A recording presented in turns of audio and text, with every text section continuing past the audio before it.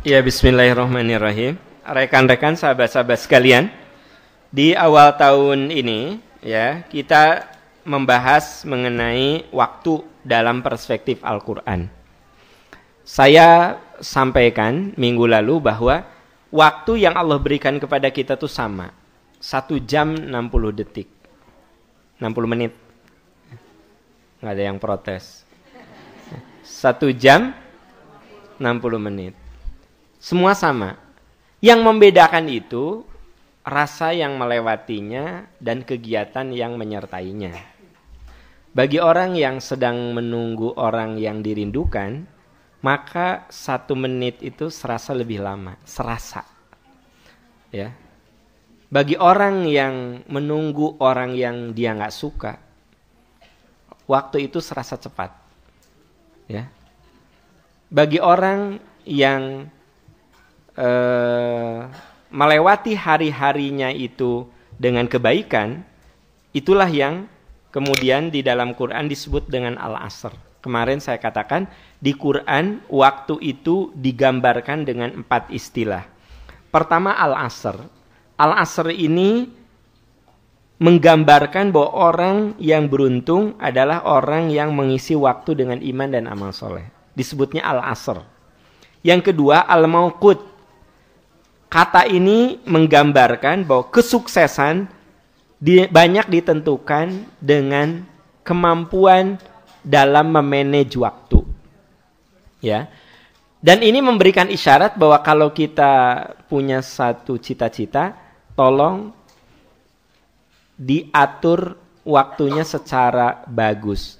Artinya, rundown-nya itu harus jelas. Rundown waktunya itu harus jelas. Ya, gitu. Kalau kita punya kegiatan, kita harus tentukan, misalnya Anda mau menikah tanggal 2 Februari, itu harus jelas. Untuk sampai ke tanggal pernikahan 2 Februari itu harus apa saja. Harus mauqut, harus dipastikan waktunya. Ya, itu sebabnya kalau kita mau berkunjung ke rumah orang juga harus mauqut. Tahu mauqut? Jelas waktunya. Bu, saya mau silaturahmi ke rumah ibu minggu depan.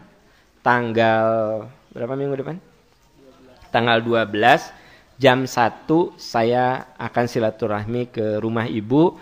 Mungkin saya sama istri dan 2 anak saya. Jelas, saya, istri dan 2 anak saya. Berarti sabaraha? Jam sabaraha? Enak gak Anda nerimanya? Puguh, mau nyiapkeun nasi atau sakumaha? GR. Mau nyiapin piring atau berapa? Bener gak? Tapi kalau gini, Bu, saya mau ke rumah ibu ya. Boleh Pak Aang. Kapan? Hari Minggu. Jam berapa? Wah, nggak tahu ya. Pokoknya mah hari Minggu. Weh, gitu. Berapa orang Pak Aang? Ya duka aku mangke. Weh. Anda bingung nggak? Mau pergi pagi-pagi. Ayah, si Pak Aang mau kesini. Jangan dulu pergi. Di jam 7, jam 8, jam 10, jam 4. Datang jam 10 malam. Nah, ya. Saya ingin katakan, kita itu kalau janji kudu mauqut. Mauqut itu pasti waktunya. Definitif waktunya tuh definitif. Makanya teteh-teteh, halo yang belum nikah sayang, dengar baik-baik. Cari laki-laki yang memberi kejelasan kepada Anda. Bukan laki-laki yang hanya memberikan janji-janji gaib. Tong seserian, ya teh ilmu tahu. Anda misalnya udah deket sama seorang cowok. Nah, lihat ciri cowok yang tanggung jawab, jelas waktunya. Hari A.A.T. mau gini-gini aja sama Neng. Ente, insya Allah aku akan melamar kamu. Akhir tahun inilah aku akan melamar kamu. Aku kan sekarang lagi kuliah, tugas akhir. Aku selesaikan dulu kuliah, insya Allah Februari aku selesai kuliah. Aku berusaha untuk cari kerja. Nah, nanti akhir tahun ini, Desember, aku akan melamar kamu. Enak gak Anda? A.A.T. gimana ke Neng teh? Ya nyaah. Ya sayang atau ke kamu? Iya, ini teh gimana? Ya gimana apa? Jelas kan? Aku sayang. Liar tuh Bu? Ya, liar. Ya. Pokoknya malah kalau Allah menakdirkan kita berjodoh, pasti berjodoh. Kalau Allah tidak menakdirkan, ya enggak lah. Ya, cewek denger. Akhwat. Ya, akhwat. Ngapain mempertahankan laki-laki kayak begitu? Naif. Nunggu juri Anda teh. Bener loh. Saya itu kalau yang bisa membuat Anda bahagia, saya kasar. Karena banyak perempuan yang nunggu. Udah 7 tahun nunggu dong. Ya, in the name of love. In the name of love. 7 tahun. Udah 7 tahun belum ada kejelasan lagi. Udah gitu tuh ujug-ujug. Kayaknya kita nggak berjodoh. Tah. Jadi denger, cewek, akhwat denger, cari laki-laki yang kalau bicara waktu itu definitif. Karena itu ciri laki yang tanggung jawab, definitif. Kita teh mau pacaran gini aja? Enggak, aku ada target. Akhir Desember ini aku akan melamar kamu. Doakanlah supaya aku diberi jalan oleh Allah, bisa selesai kuliah, aku bisa dapat kerja. Tapi percayalah, Desember aku sudah rencanakan itu. Dan aku berharap setelah aku melamar kamu, sekitar Februari atau Maret kita menikah. Jelas gitu. Jadi puguh gitu Anda. Begitu Desember, ya apakah iya atau tidak. Gitu. Nah biasanya laki-laki yang tidak bertanggung jawab suka gitu. Ngomong nanti gaib yang paling parah, pakai atas nama Allah. Iya gini. Jadi gimana? Udahlah, kita nggak usah terlalu mikir terlalu jauh ya. Kalau memang ya serahkan saja kepada Allah ya. Nanti kalau kita berjodoh ya kita nikah. Kalau nggak berjodoh ya walaupun kita sudah rencanakan nggak akan jadi. Iya memang tetap jodoh itu di tangan Allah. Tapi kita harus punya itu mauqut itu namanya. Mauqut itu inna sholata kanat alal mu'minina kitaban mauquta. Mauquta itu artinya waktu itu harus definitif. Ya. Jadi memang orang-orang sukses itu waktunya suka definitif. Pokoknya aku mau kuliah lagi, sebelum usia 40 aku harus selesai sampai S3. Jadi jelas gitu loh. Kamu kuliah nepi kana? Ya nepi ka doktor atuh. Kapan? Kumaha Allah orang. Nu penting mah pokoknya mah aku mah sakola teh kudu sampai doktor ya, gitu. Ya jadi kapan? Ya, jadi ada waktu. Ini semua ada waktunya supaya enak gitu loh. Kalau ada waktu jelas ada targetnya. Kalau ada target jelas mengevaluasinya. Misalnya tadi itu laki-laki yang suka sama Anda, dia janji Desember, ya kan? Nah Desember dievaluasi apa benar apa tidak. Nah kalau ternyata nggak jadi Anda bisa cari lagi. Jangan nunggu dia terus. Udah 7-8 tahun terjadi nikah, Anda juga terlambat nikah. Jadi kalau gitu tuh harus bisa ngambil keputusan. Gitu. Makanya makin akurat mauqut seseorang itu biasanya makin bagus. Itu sebabnya di negara-negara maju, kendaraan-kendaraan massal itu sangat memperhatikan ketepatan waktu. Dari seluruh negara yang pernah saya kunjungi, ini dari seluruh negara, memang udah berapa negara? Dari seluruh negara yang udah saya kunjungi langsung ya. Berapa negara? Maaf saya susah menceritakannya. Nah, tapi yang saya rasa Jepang itu tempat yang nggak tahu saya nyaman sih. Dari segi kendaraan umumnya itu tepat waktunya. Saya pakai Shinkansen, kereta api yang kayak peluru kecepatannya. Wah itu dahsyat. Kebayang nggak saya ceramah dari Tokyo, Universitas Tokyo sampai ke Hiroshima University, Universitas Hiroshima itu 1.200 km. Tetapi saya bisa ceramah di 4 tempat.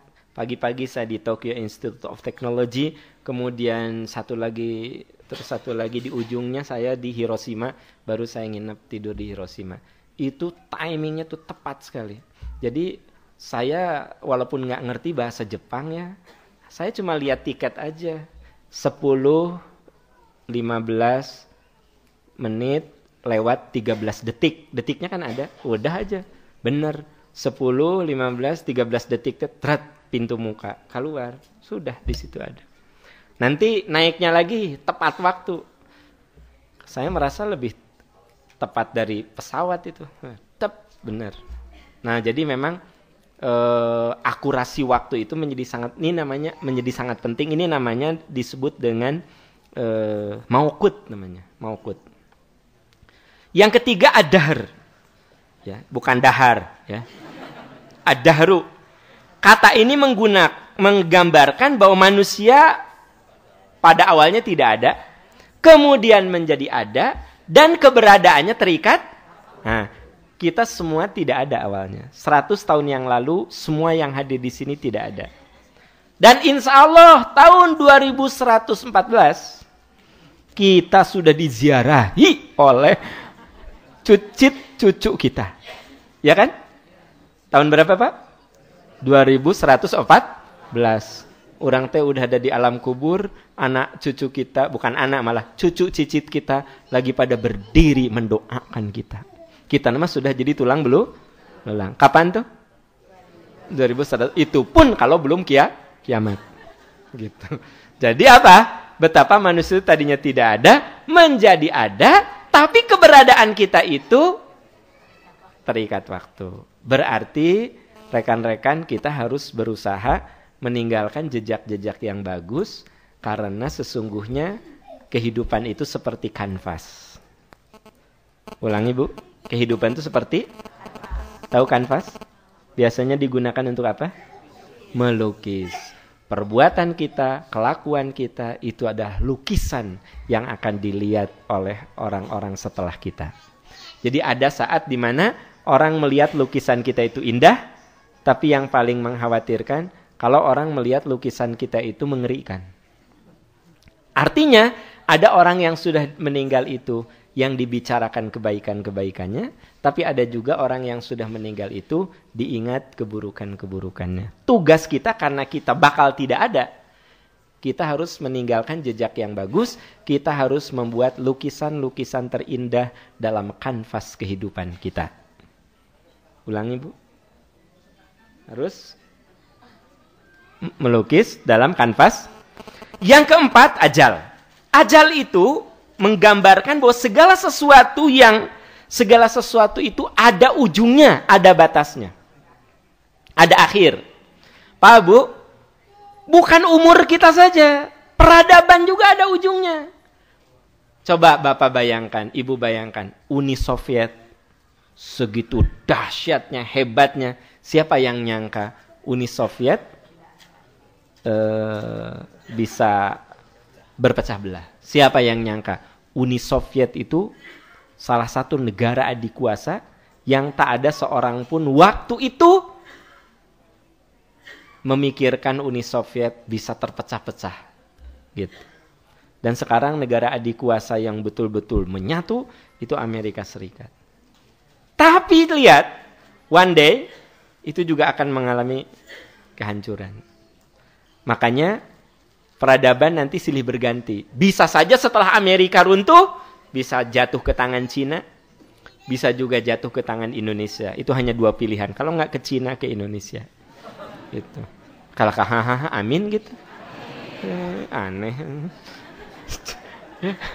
Jadi, iya, mungkin apa yang saya omongkan sebuah mimpi. Lihat, maybe 100 tahun atau 50 tahun mendatang, anak-anak kita mengatakan benar ya. Yang almarhum Aam Amiruddin katakan itu benar.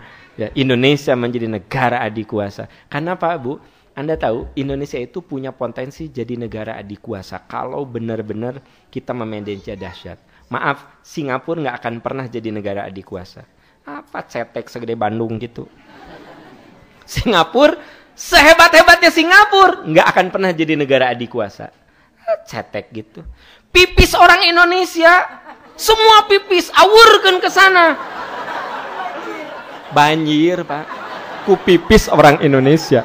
Jadi Singapura tuh nggak akan pernah jadi negara adikuasa. Percaya ke saya. So hebat-hebatnya Singapura, nggak akan. Tapi catat, Indonesia punya potensi untuk menjadi negara adikuasa. Kenapa? Karena kita punya sumber daya manusia yang banyak, sumber daya alam yang sangat kaya, negeri yang sangat eksotik, indah sekali. Lautan kita lautan terluas di dunia, karena Indonesia itu negara maritim. Hutan kita itu 1/4 dari paru-paru dunia itu ada di kita, 40 juta kilometer persegi hutan kita. Laut kita 81.000 kilometer persegi. Ya, penduduk kita lebih dari 200 juta. Kita punya potensi jadi negara adikuasa. Dan sumber daya alam kita dahsyat. Ya, Indonesia itu. Makanya apa?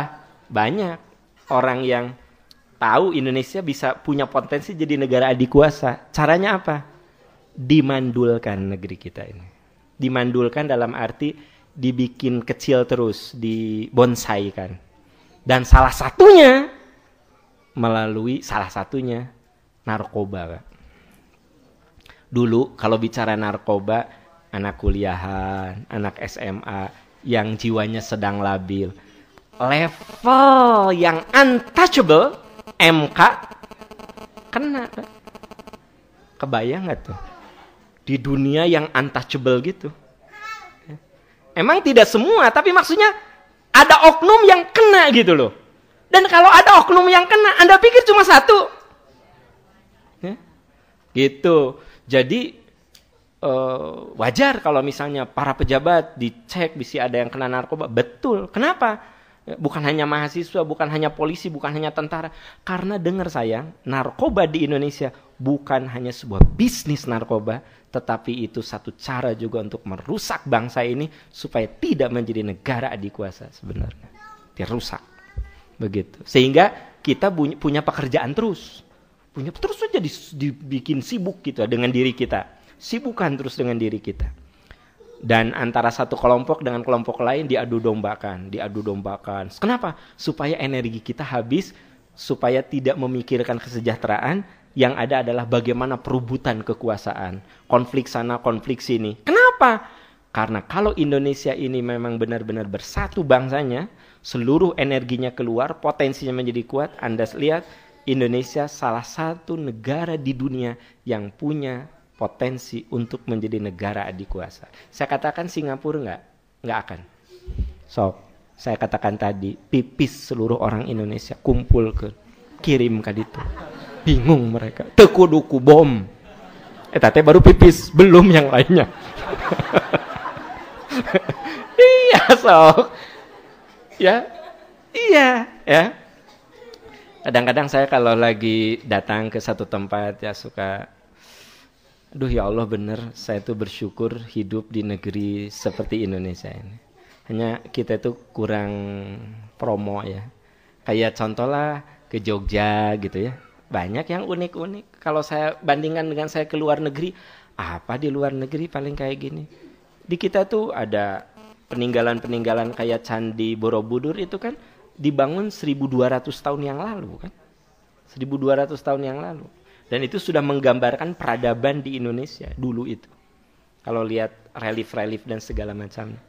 Itu baru candi ya. Belum lagi yang lainnya. Wah, pokoknya dahsyat, Pak. Jadi ini kita tinggal nunggu kehancuran satu bangsa lagi. Tinggal nunggu kehancuran Amerika. Gitu. Setelah Amerika hancur, ya, kalau nggak ke Cina ya ke Indonesia gitu. Tapi orang sekarang memperkirakan kemungkinan nanti negara adikuasa itu kan China kan, Cina, negara adikuasa itu. Sekarang produk Cina itu udah masuk kemana-mana. Nah di baju ibu tanya,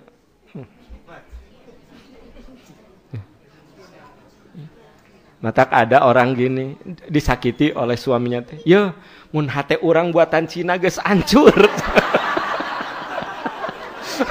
Untung ya teh buatan Allah. Ya, mun hate orang buatan Cina geus hancur sih hate orang teh. Kan gitu. Ya itu teh canda. Ya saking buatan Cina mah nu bagus aya, nu bajret juga aya. Ya.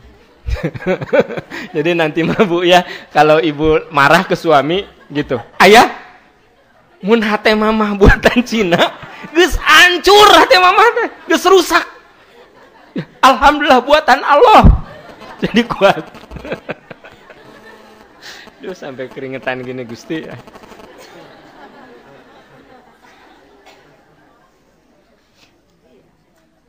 Tapi memang Pak Bu, Cina sekarang dahsyat sekali ya. 20 tahun lalu orang Cina kalau ngomong bahasa Inggris, Gusti itu ke hati. 20 tahun lalu, orang Cina ngomong bahasa Inggris, geser. Banyak. Wah, ngen.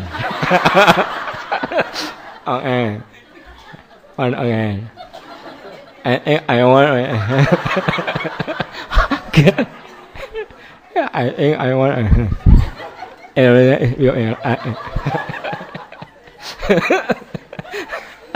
Saya tengah ulang.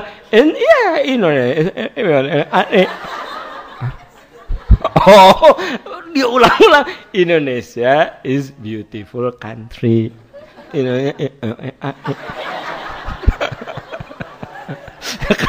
Tapi sekarang, ya, saya ke Hong Kong, ya, ketemu dia mah bukan orang Hong Kong, orang Cina. Inggrisnya, ya, saya juga kalah sih hente, jadi selevel gitu maksudnya. Nggak usah ngomong gitu lah, ngahinakeun teh tong keterlaluan. Nggak kalah, hanya selevel juga sekarang. Dulu kan, ini.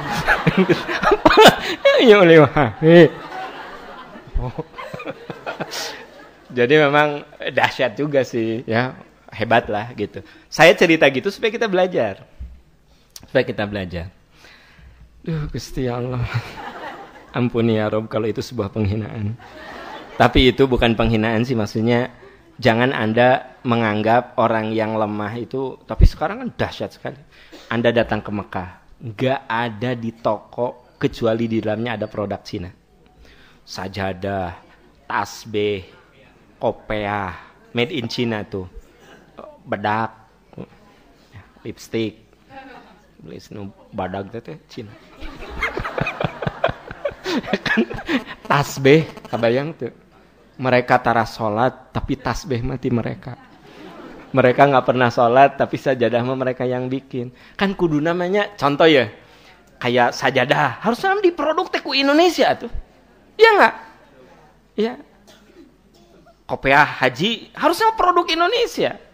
Tapi kenapa yang masuk tuh Cina? Oke, itu maksudnya.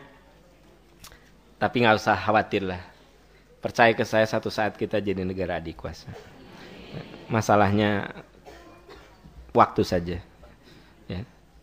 Nanti kalau ada yang merekam dan rekaman ini disimpan di perpustakaan, ya, mungkin 100 tahun mendatang, cucu cicit kita mengatakan, oh iya, almarhum Aam Amiruddin sudah memprediksi.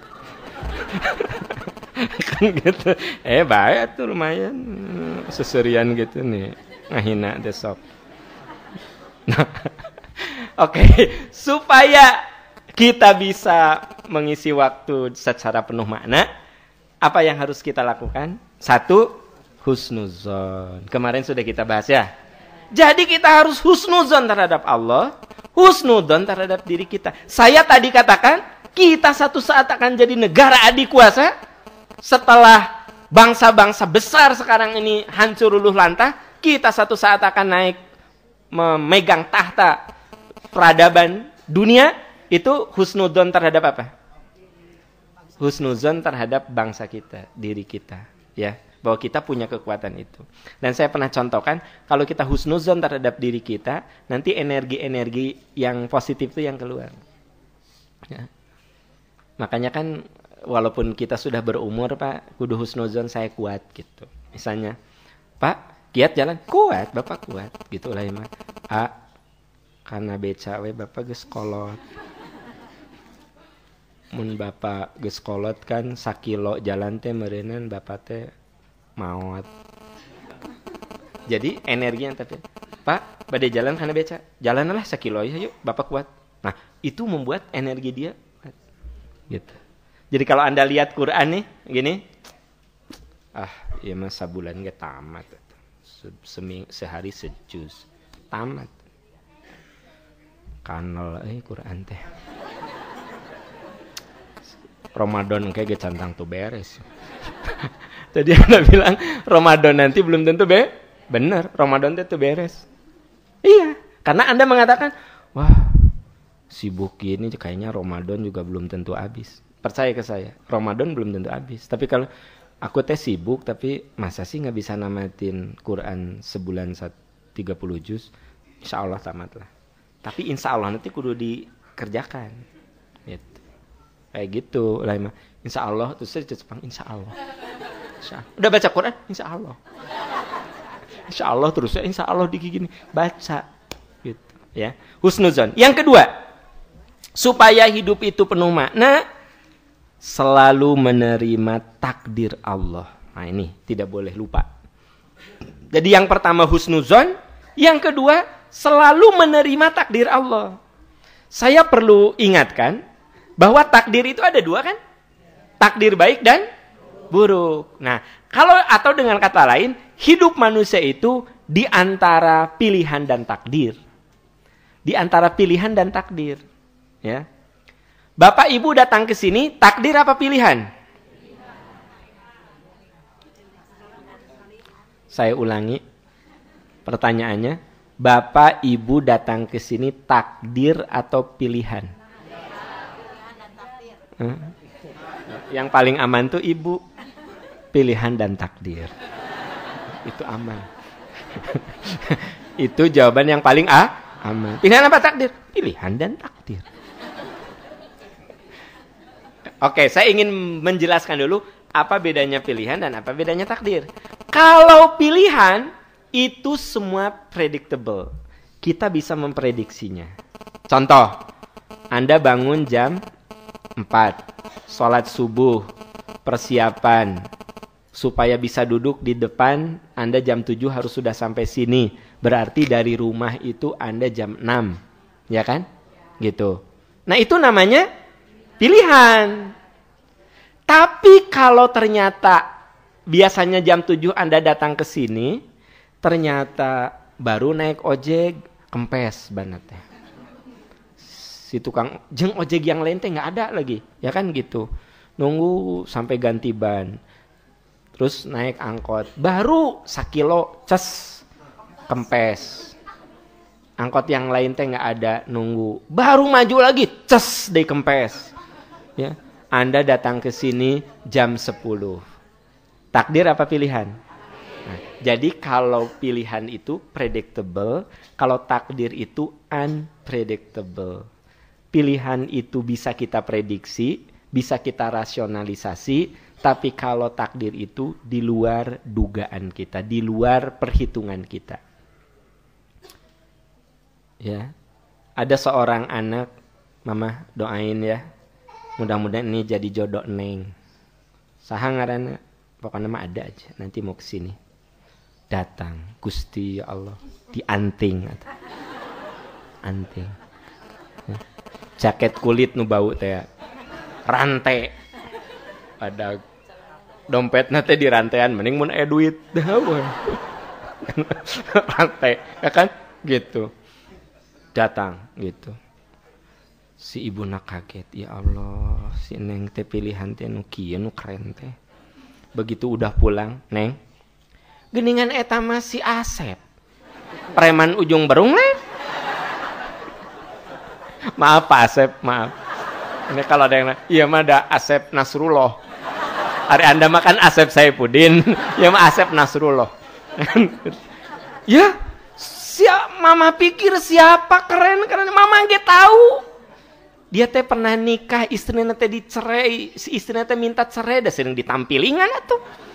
Iya, eta orang teh suka mabok, suka nempeleng. Emang nggak ada laki-laki lain? Mikir atuh, kata ibu nate ngambek. Apa kata si Neng teh? Tapi Neng sayang sama dia. Geleh kan, geleh biasa. Geleh. Neng sayang sama dia, mama. Tiada hari kecuali dalam pikiran dan hati Neng ada Kang Asep. Please mah, ya kan? Kata ibunya teh, denger ya, yang menjalani kan kamu, mama udah ngasih tahu. Tapi kalau memang mama kamu ngotot begitu, orang tua mahnya bisa mendoakan. Tapi mama udah ngasih tahu ya, denger. Oh, dah Anda teh geus jatuh cinta teh ya Kak Asep Nasrullah. Nikahlah. Ya, bener ya tam. Nikah sabulan teh, anting Anda dijual takut sih.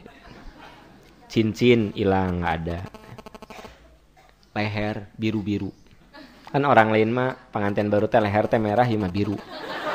Terus yang dicekek. Iya bengep. Gigi Anda coplok 2.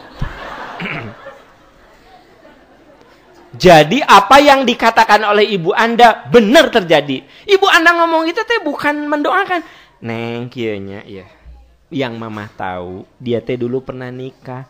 Istrinya teh sampai minta cerai karena sering disiksa. Takut dia teh jaba dia teh enggak punya pekerjaan, jobless teh eueuh gawe neng. Jobless eta teh. Ya kan? Gawe teh naon cik judi, gawe teh mabok, kerjaannya cuma gitu. Coba kamu pikirkan. Apa? Dan Neng sayang sama dia. Nikahlah sama dia. Ternyata benar Anda mengalami hal itu. Si Neng tadi teh mengalami hal itu. Takdir apa pilihan? Nah, pertanyaan saya, Bu, suami ibu sekarang teh takdir apa pilihan? Jawab. Oh, hari bagus pilihan, hari butuh takdir. Jadi sebenarnya tidak semua jodoh itu takdir. Ada jodoh yang pilih udah gini. Pilihan itu udah bisa terprediksi oleh kita. Itu pilihan. Ya, saya bawa mobil. Mun di rem, mun lampu merah 200 meter itu kudu geus di rem. Di rem teh dikocok teh. Spion teh oyag gitu teh. Oyag, spion teh. Mun di rem teh kan gitu. Kan gitu. Jadi rem teh kudu rem kaki, rem tangan. Gitu. Si mobil teh. Tapi kata Anda teh paham, hati-hati eta mobil udah remna geus bermasalah gitu. Nah, ma Allah takdir. Saya bawa mobil itu ka Ciamis. Bener di Nagreg asup ka jurang. Nagreg tuh bener asup ka jurang. Saya ingin tanya, takdir apa pilihan? Pilihan, karena udah tahu remna kayak begitu. Ya? Terus saya bilang, ari mobilnya mah hancur kan, saya nama salamet dah. Kayak parasut gitu teh. Jadi begitu ragrag di Nagreg langsung dikait karena sama tangkal kalapa. Nah, di Mr. Bean anggaplah teman-teman. Nah, teman-teman sekalian, itu tuh sebenarnya bukan takdir, itu pilihan. Yang namanya takdir, begini, Anda bawa mobil, mobilnya layak jalan, Anda hati-hati, ikut aturan lalu lintas, semua orang yang nabrak Anda, atau pokoknya di luar kemampuan Anda mengalami kecelakaan, itu namanya takdir. Jadi, manusia itu hidup di antara pilihan dan tugas kita menggunakan pilihan-pilihan terbaik. Tapi kalau kita ditimpa sesuatu yang tidak menyenangkan, baru kita katakan innalillahi wa inna ilaihi rajiun. Semua milik Allah dan kembali kepada Allah. Makanya kalau kita kena musibah, kena ujian, kita katakan innalillahi wa inna ilaihi rajiun. Karena apa? Itu sudah di luar kemampuan kita. Contoh yang tadi ya, yang jodoh. Anda mencari jodoh yang bagus, bahkan di tempat yang bagus, di majelis taklim. Terus Anda lihat kelakuannya juga baik-baik saja. Dia lihat kelakuan ke orang tuanya juga baik, cukup tanggung jawab. Setelah nikah, ternyata Anda menemukan hal-hal buruk dari suami Anda. Itu namanya takdir apa pilihan? Takdir. Masih pacaran saja, Anda teh suka ditempeleng. Mun salah teh ceprak. Gitu. Ya. Terus Anda tetap nikah sama dia, benar. Udah nikah mah Anda teh jadi latihan tinju. Saya ingin tanya, takdir apa pilihan? Pilihan. Nih, dengar nih, akhwat nih, kalau Anda punya calon suami, sekarang ini suka ngebentak, kamu gimana sih? Atau pukul apa? Mukul, mentak, dengar ya. Kalau Anda lanjut, dan itu terjadi, itu jangan dibilang takdir. Karena Anda sekarang udah tahu kan? Udah tahu. Masih pacaran juga ada gitu. Gimana udah nikah? Gitu. Jadi kalau misalnya Anda ya suka mendapat, kan sekarang nih banyak katanya ada penelitian masih pacaran saja terjadi kekerasan. Bisa kekerasan omongan, bisa kekerasan fisik. Nih, bagi teteh-teteh yang punya calon, sekarang ini Anda suka digoblok-goblogi sama calon Anda. Goblok kamu, nu kitu itu bisa, misal kan gitu. Anda teh ngambil minuman gitu. Ternyata tumpah ke celana dia. Ya, neuleut. Ngabahekeun naon. Mabok teh mana teh? Celana anyar ya. Lepis tahu ya teh. Lepis. Anyar ya, lepis tahu nggak? Lepis gitu. Kamu tuh yang gitu aja ngebecus kayak nenek-nenek muka air botol aja nggak bisa gitu. Sekarang lagi pacaran udah gitu. Lihat aja udah nikah, lebih parah dari itu. Sekarang pacarannya udah gitu. Anda tuh kudu ngerti, oh aku harus sudah siap mental, kalau udah jadi suami, dia akan lebih kasar dari itu. Dan jangan berharap begini, udah nikah mah mungkin berubah, mimpi, tahu nggak? Malah robah, lebih parah. Nggak ada laki-laki nikah terus robah gitu, tidituna. Nah, jadi, gitu langsung soleh. Nah jadi maksud saya, jadi nih bagi akhwat nih, kalau Anda punya calon gitu teh, Anda harus siap. Tapi kalau Anda katakan, emang dia gitu, tapi dia ada sisi baik, aku lihat sisi baiknya. Ya, setelah nikah Anda mengalami hal itu, kekerasan fisik dan kekerasan mental, Anda jangan mengatakan, baiklah ini teh takdir dari Allah. Bukan takdir, itu pilihan Anda. Gitu. Nggak, saya teh ingin menjelaskan gini teh karena banyak yang pilihan kita terus nyalahkan takdir. Iya, nyalahkan Allah. Ya Allah, kenapa Engkau berikan suami seperti ini? Ya Allah, kenapa? Udah tahu lagi pacaran juga Anda besok disiksa. Nyalahin Allah. Harusnya Anda menentukan. Lagi pacaran aja suka nempeleng, sudah pokoknya masih banyak laki-laki lain yang bisa mengelus-ngelus. Daripada menempeleng gitu. Oke. Jadi hidup itu antara takdir dan tugas kita selalu memilih yang kalau kita sudah memilih yang baik, ternyata yang menimpa diri kita buruk, takdir. Itu yang disebut kalau kita ingin melewati hidup dengan penuh makna, selalu menerima takdir Allah. Ya, ini seperti yang dialami oleh Umar bin Khattab. Pernah beliau mau ke Syam. Udah jadi khalifah, udah jadi kepala negara. Mau kunjungan ke negeri Syam. Tapi Umar nggak jadi. Kenapa nggak jadi? Karena di Syam sedang terjadi wabah cacar. Kalau zaman sekarang mungkin cacar tuh bukan wabah penyakit yang mengerikan. Ya. Dulu kebayang 1400 tahun yang lalu cacar itu wabah yang mengerikan. Umar nggak jadi pergi. Abu Ubaidah berkata, Umar, kamu lari ya dari takdir Allah. Apa kata Umar? Ya, aku lari dari takdir buruk mencari takdir baik. Umar tahu di sana sedang terjadi wabah, nggak jadi pergi. Karena kalau Umar pergi itu apa? Kalau Umar pergi itu apa? Pilihan. Umar sekarang tahu di sana sedang cacar, tidak pergi. Ternyata tidak pergi pun Umar kena cacar. Apa? Takdir gitu. Dah kudu ku contoh wae atuh. Baru gitu. Gitu. Jadi kalau misalnya Umar tidak pergi tetap kena cacar, takdir. Tapi kalau Umar pergi, udah tahu di sana ada cacar, Umar tetap pergi dan itu akhirnya kena cacar? Pilihan. Balik ke yang tadi, jadi suami ibu teh takdir apa pilihan? Robah ini jadi takdir ya. Jadi rekan-rekan sekalian, ya, ini maksud saya itu materi takdir lebih enak dibahas dengan contoh daripada dengan teori. Ya. Masuk surga atau masuk neraka, pilihan atau takdir? Kan ada yang bilang takdir. Ya. Kunaon kamu tara salat ditakdirkeun orang mah ku Allah. Urang mah aku mah ya ditakdirkeun ku Allahnya. Males ya salat teh.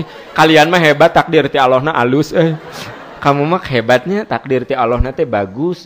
Aku mah nya ditakdirkeun teh males ya salat teh. Dengar sayang, masuk surga dan masuk neraka keliru kalau dikata ada yang takdir, ada yang pilih. Jadi Allah tuh ngasih kemampuan berpikir, masih hidayah. Makanya ada ayat yang mengatakan faman syaa falyu'min wa man syaa falyakfur. Siapa yang mau iman silakan iman, siapa yang kufur silakan kufur gitu. Berarti kan pilihan. Terus ada lagi kullu ummati yadkhulunal jannah. Setiap umatku pasti masuk surga illa man aba, kecuali yang enggak mau. Sahabat bertanya, siapa ya Rasulullah yang enggak mau? Ada kata Rasul. Yang enggak mau itu orang yang menjadikan hawa nafsunya sebagai imam. Dia nggak mau masuk surga.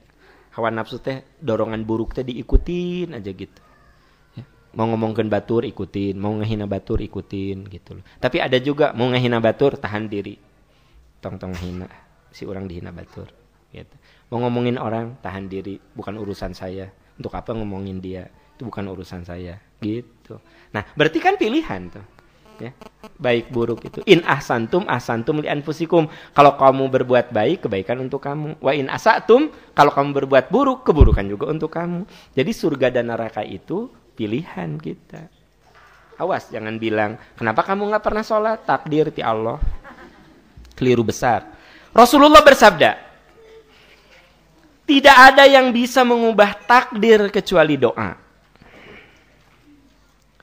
Rasul bersabda, ini dalil yang nomor 2. Tidak ada yang bisa mengubah takdir kecuali doa. Dan tidak ada yang bisa memperpanjang umur kecuali amal soleh. Tidak ada yang bisa mengubah takdir kecuali doa.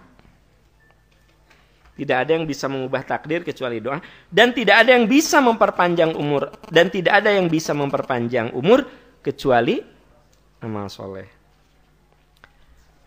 Tidak ada yang bisa mengubah takdir kecuali doa. Dan tidak ada yang bisa menambah umur kecuali amal soleh. Jadi Pak Bu, takdir itu bisa diubah dengan kekuatan doa. Itu sebabnya kita berdoa kepada Allah itu harus selalu yang baik-baik. Ya. Kemudian apa? Tidak ada yang bisa memperpanjang umur kecuali amal baik. Jadi umur kita kan sudah ditentukan oleh Allah. Sudah definitif. Nah, tugas kita mengisi dengan amal soleh itu yang bisa memperpanjang umur. Saya kasih contoh begini. Umur di sini umur amal soleh. Saya kan pernah bilang, kalau ada orang yang meninggal usia 30 tahun, pendek umur, panjang umur. Pendek umur, usia 30 tahun sudah meninggal. Tapi dia sejak balik sudah soleh. Ada orang yang meninggal usia 70 tahun, panjang umur, pendek umur. Tapi baru soleh usia 69,5 tahun. Jadi sabaraha tahun tak umur amal solehna? 6 bulan. 6 bulan juga nggak nyampe. 5 bulan 12 hari. Dan meninggal kan tanggal 12. Nah jadi rekan-rekan sekalian, tidak ada yang bisa memperpanjang umur kecuali amal soleh. Maksudnya kayak gitu. Ada orang yang meninggal usia 30, tapi sejak balik dia sudah soleh. Berarti kan panjang umurnya tuh. Ada orang yang yang meninggal usia 70 tahun, tapi dia baru soleh usia 69,5 tahun. Berarti kan amal solehnya pendek umurnya. Makanya yang bisa memperpanjang umur kita itu adalah amal soleh. Gitu. Ya. Oke. Yang ketiga, jalani hidup dengan kesungguhan. Kurung buka mujahadah, kurung tutup. Jalani hidup dengan kesungguhan. Kurung buka mujahadah, kurung rekan-rekan. Jadi hidup itu harus dihadapi dengan kesungguh-sungguhan. Ya. Kesungguh-sungguhan bukan berarti tanpa relaksasi. Ya.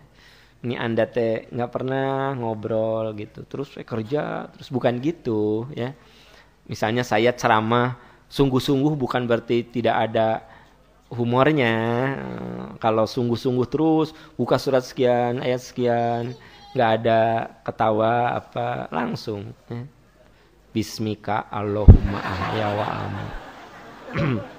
Jadi kalaupun saya ada canda itu ice breaking aja untuk otak kita tuh supaya nggak lelah.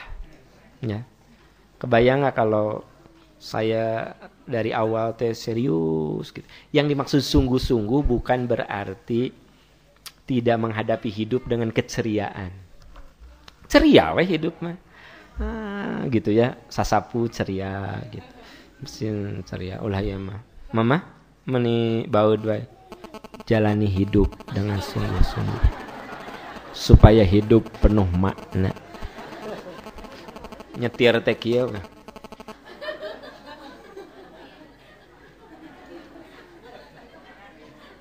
Kata suami teh, nyupir ini tiga robot. Jalani hidup dengan kesungguhan supaya hidup penuh makna. Kurung buka mujahadah, kurung tutup. Ari baca buku teh kudu sungguh-sungguh, maksudnya kudu berusaha mengerti. Bukan berarti sungguh-sungguh teh kudu duduk ya. Lampu baca tegak.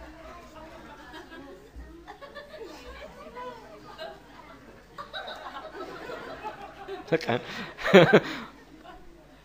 Baca buku sungguh-sungguh teh kudu mengerti isinya. Jujur saya termasuk kalau di rumah baca buku ya, gitu kadang-kadang di meja, gitu kadang-kadang di kursi, kadang-kadang di taman, ya. Kadang-kadang apa we sambil nangtung gini. Oh gitu maksudnya gitu. Ya, jadi kayak nyantai we gitu, tapi ngerti. Anda mau duduk bari teu ngerti. Ini juga kacamata terus kerung. Pas ditanya apa isinya tuh ngerti. Jadi yang dimaksud belajar sungguh-sungguh tuh menguasai materi gitu. Mengajar sungguh-sungguh maksudnya si orang yang dengar tuh kudu mengerti apa yang kita jelaskan. Jadi guru teh kudu sungguh-sungguh. Maksud sungguh-sungguh di situ bukan berarti anak-anak tolong serius. Ibu akan menjelaskan tentang reproduksi. Reproduksi adalah ini lempeng sih ibu nanti. Reproduksi adalah ulang di mana nanti. Ya, jadi tapi kalau misalnya ya ada guru yang di kelas tes selalu happy nanya itu ini terus cek terus merumuskan itu ini nyantai mahasiswa atau muridnya nggak ada yang ngantuk ya semuanya jadi memahami eta teh sungguh-sungguh gitu. Jadi sungguh-sungguh teh bukan berarti ya bukan berarti si mahasiswa teh kudu melotot. Kalau tangan saya gini aja, capek nggak? Ya, kalau tangan saya gini aja. Capek nggak? Nah, tapi kalau gini. Capek apa jadi keringetan? Jadi olahraga. Tah, sungguh-sungguh teh tidak harus capek. Tapi kita bisa mengisi hidup, bisa nyampe tujuan, tapi hidup itu dirasakan nyaman, happy, dinamis gitu ya. Jadi bisi salah mengartikan sungguh-sungguh. Kan gitu bisi gitu Anda teh mending istrika teh baud.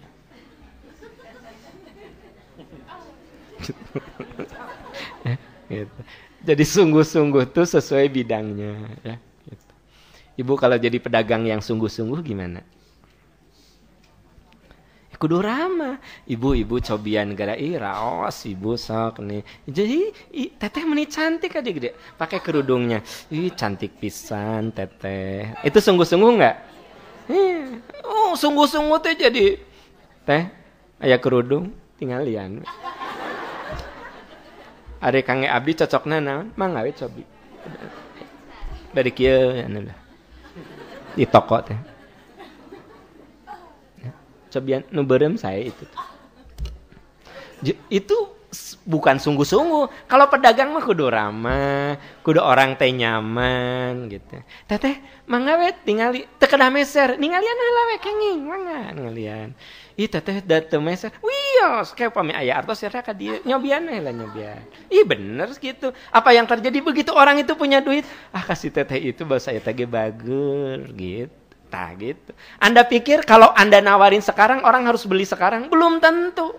Tidak harus. Jadi pedagang mah kudu pandai menebar benih. Nanam menebar benih. Menuai mah tidak harus hari itu. Ya. Iya.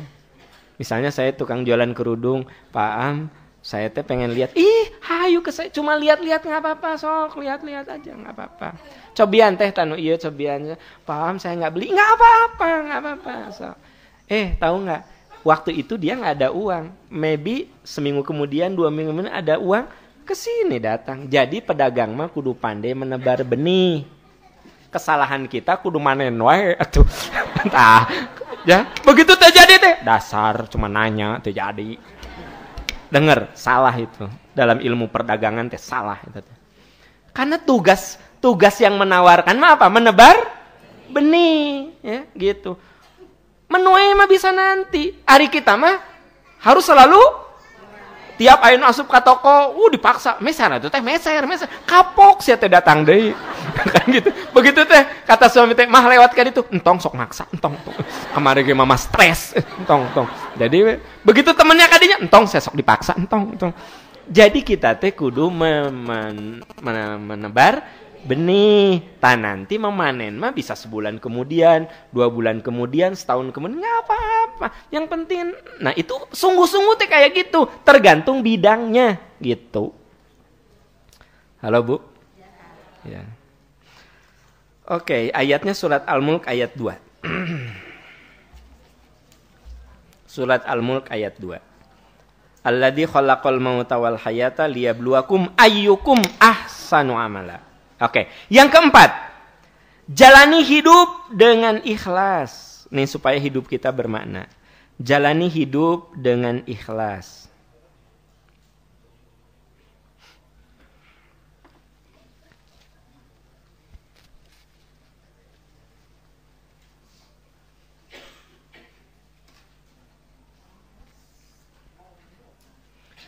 Yang tadi Bu, yang nomor 3, Al-Mulk ayat 2. Sekarang yang keempat, jalani hidup dengan ikhlas. Karena ada yang gini, kok tadi 2, enak 4. Maksudnya gini. Jalani hidup dengan sungguh-sungguh atau dengan kesungguhan, itu Al-Mulk ayat 2, sayang. Ayeuna nu ka 4. Jadi bukan 2 terus ayat 4, bukan. Kedengaran di sini. Kok 2? Ayeuna 4. Dengar Pak Bu, kalau jadi guru katanya ya, mata kita harus tajam elang, telinga kita harus tajam namanya ada telinga.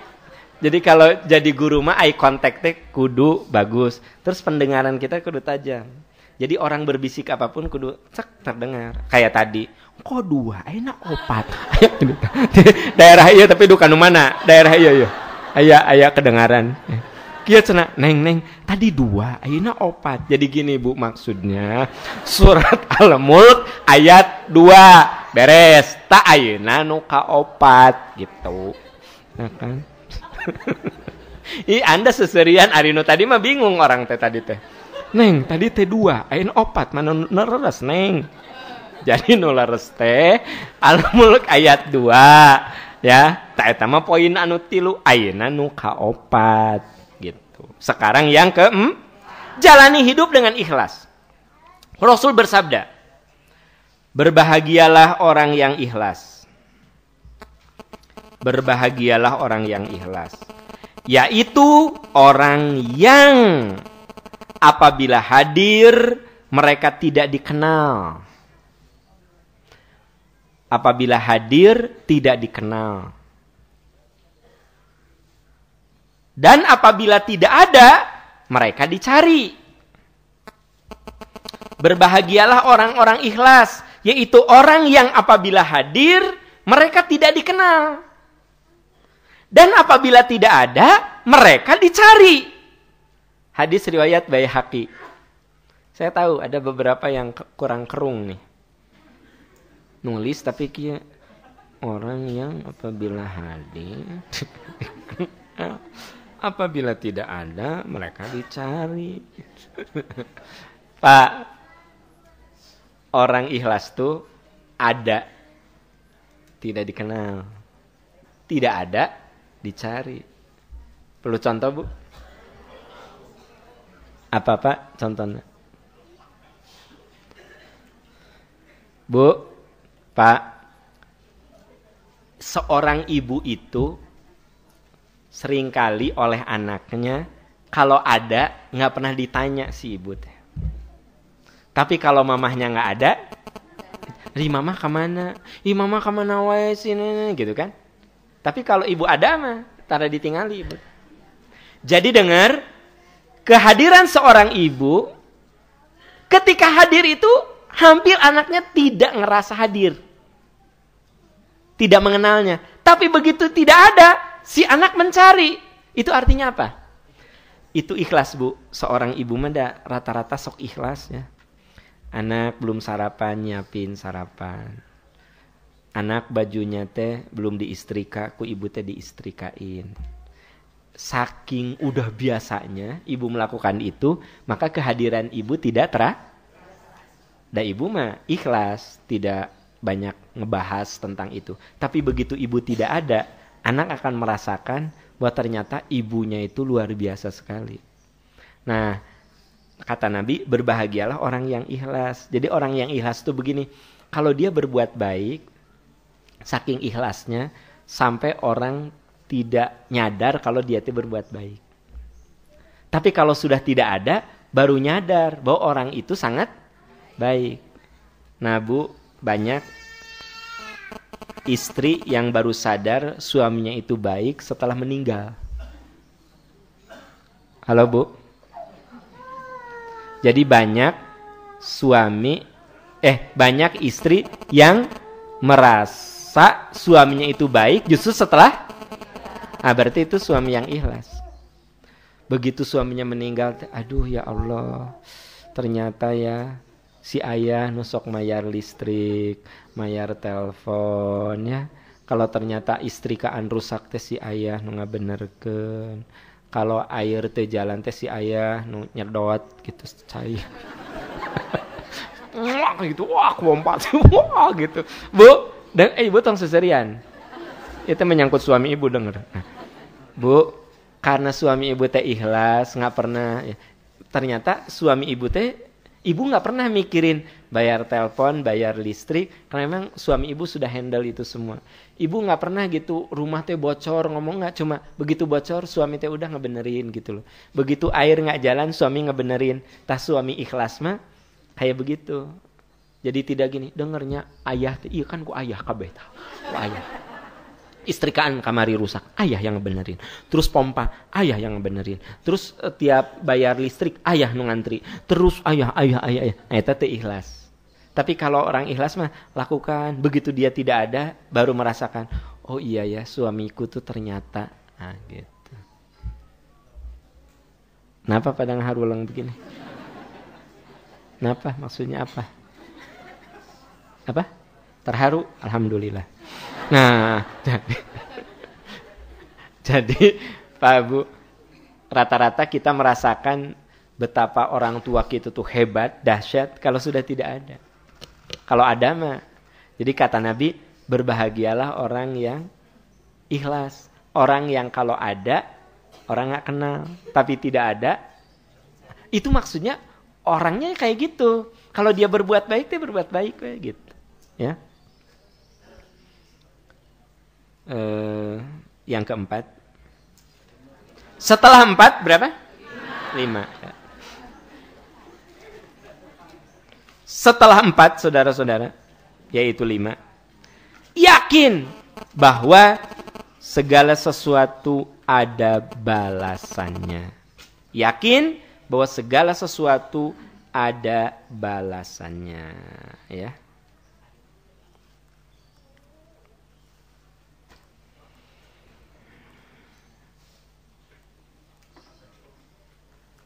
Yakin segala sesuatu ada balasannya.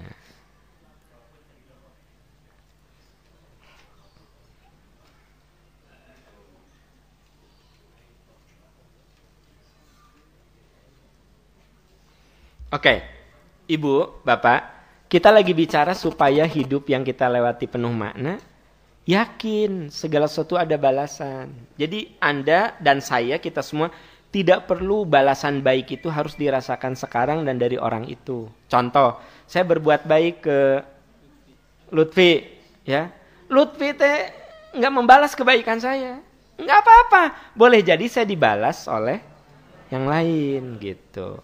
Kan kadang-kadang kieu, ku urang geus ditulung meninggal, bilang makasih ke, bilang terima kasih ke, dasar saudara teh nggak tahu diri. Ya. Kan tiap bulan saya dibantu, mending gak bilang terima kasih. Jangan bilang gitu. Mungkin orang itu nggak bilang terima kasih, tapi kita mendapatkan balasan dari pintu lain, gitu. Ya. Jadi kalau kita ingin bermakna dalam hidup tuh, yakin segala sesuatu ada balasannya. Kalau kita menanam cabai, ya pasti kita memanen cabai, gitu. Kalau kita menanam jagung, pasti. Makanya lagu yang paling tidak masuk akal adalah semangka berdaun sirih. Itu yang dipersoalkan oleh para pakar di dunia ini. Semangka berdaun, itu yang sampai sekarang, sampai yang nyanyinya sudah meninggal, belum ada jawaban. Kan anak-anak sekarang mah tidak paham lagu semangka berdaun sirih, enggak kan? Yang mudah-mudahan beda seri nanti gitu. Eta mah serinya yang seri kenu seri. Nah, tapi kalau yang sudah senior mah yang sejaman-jaman siapa? Bruri itu tanya.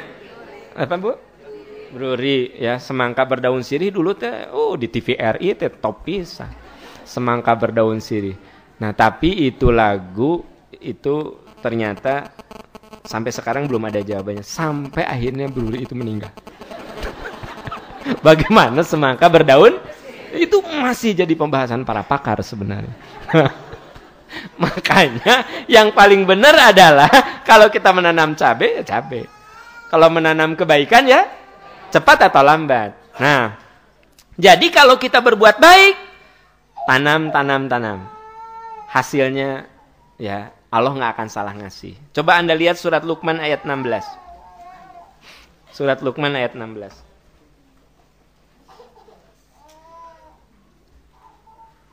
Surat Luqman ayat 16.